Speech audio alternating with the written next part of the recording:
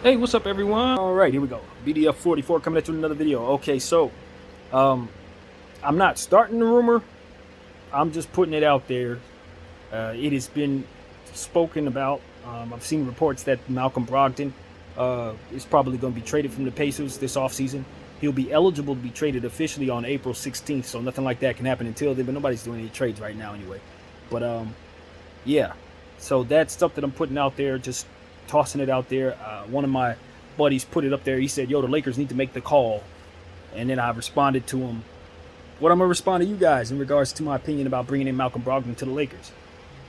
First of all, Malcolm Brogdon is an all-star caliber player. He won the Rookie of the Year a couple years back, about 5 years ago maybe, something like that. And, you know, I think the Bucks should have paid him his salary initially.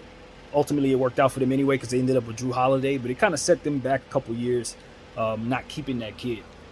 But all in all, he ended up with the Pacers, and it's just had some injury issues.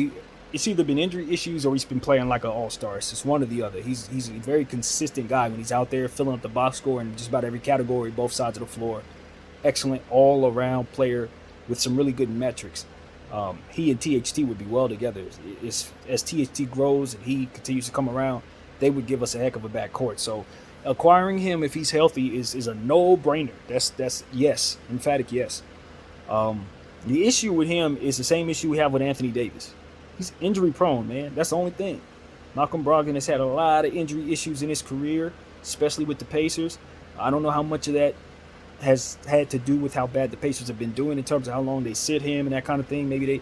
Since they are a tanking team, they've probably prolonged his rest. If he played for a contender or something like that, he'd probably be rushing back, or you probably see him more, or however that works, probably. As far as the numbers are concerned, well, the Lakers are obviously looking to move Russell Westbrook at $47 million, opting in, assuming he does, which is inevitable. We would be able to do a sign and trade there. It shouldn't be anything, according to the trade tracker, keeping us from doing that so long as he signs the extension, and we do it after April 16th. So that's what I'm looking at. That's what it is. We got, obviously, another aspect of that trade that would have to take place. They would have to figure out another $20-something million worth of salary or something close to that, because Malcolm's only on a $20-ish million contract. So we would need to find a way to get the rest of that Westbrook salary from the Pacers. What they could do is add Miles Turner to the trade, and that would make it work. Miles Turner is also a guy who the Lakers have been looking at for 10 years. We've wanted this dude on this team. He's obviously a player who has a lot of talent, can block shots as well as anybody in the NBA, and can shoot the three as well as anybody at the center position. So that right there tells you how fantastic of a player he is, and he's been really, really good. You know, if he didn't have injury issues, once again, we're talking about injury-prone circumstances, start this season, this dude had a fantastic, huge game. I think he scored 40-something points, maybe even 50. I don't know what it was, but it was something astronomical for his standards, and blocked like 7 shots in a game earlier this season. So clearly his game is still growing. It's just that injuries and, again, the presence of being on a tanking team has kept him off the floor. So what you'd be essentially doing is bringing back 2 players that could help you a lot more than Russell Westbrook, but would not be as reliable in terms of staying healthy as Russell Westbrook. And I think from the issues that the Lakers have had this season, coupled with the fact that we're building around AD and Bron, if you're bringing in 2 more guys that are not reliable, we could potentially find ourselves in a situation where they're all hurt and will suck as bad as we did this year. So what we need to do is kind of look for players that don't have a lot of baggage or mileage in terms of injuries, so that we can start starting the process rather of building a team that is sustainable around these 2. You can't build a team of glass and expect to be able to make it through a season and get to the championship and all that. I don't care how talented they are. If they're going to be injury prone, they're not going to be able to get the most out of the team. So I'm more so along the lines of anything that we can do to get rid of Russell Westbrook is a plus. And if we could acquire Malcolm Brogdon and Miles Turner, I wouldn't hesitate, nor would I get greedy. I would take that trade and I'd smile about it, be happy about it, and take whatever comes with it. But I would understand, beyond a shadow of a doubt, that I would have 4 injury-prone players that I'm building around, and I would immediately be trying to figure out how I could get myself into a position to where that would not be the case. So that's my humble opinion. I like all 4 of those guys if they're healthy. Obviously, Bron, AD, Brogdon, and Miles Turner is that's a contender. If all four of those players are healthy, they're probably going to win the championship.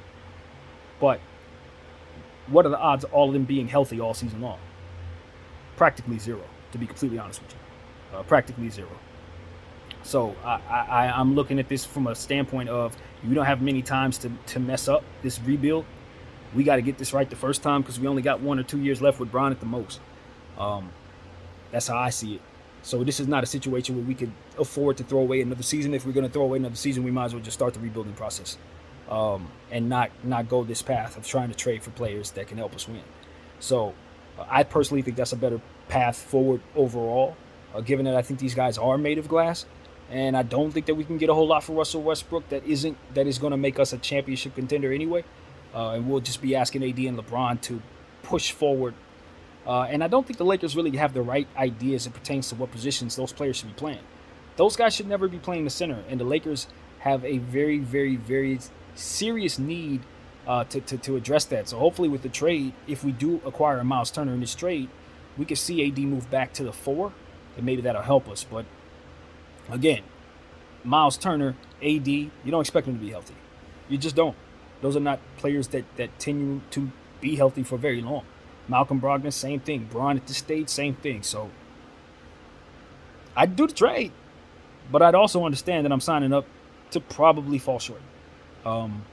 That's just what I see there. We would be talented. We'd be a lot better than we would be this year. But as far as us beating the Phoenixes and the Milwaukees, I still don't think that team's good enough to beat Phoenix and Milwaukee. I don't. I would be lying if I said I thought they were good. They'd have the pieces if everybody stayed healthy. But again, I'm going to go with the history that those players have shown me and just understand that this is not who they are. And that's why the Pacers are moving on. They ain't moving on because them dudes, balling out of control and leading them to the playoffs every year.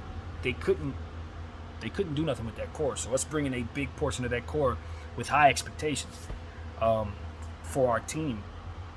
I don't think that's the way to go. I do believe going young is the way to go. And while Malcolm Brogdon is pretty young, he fits that.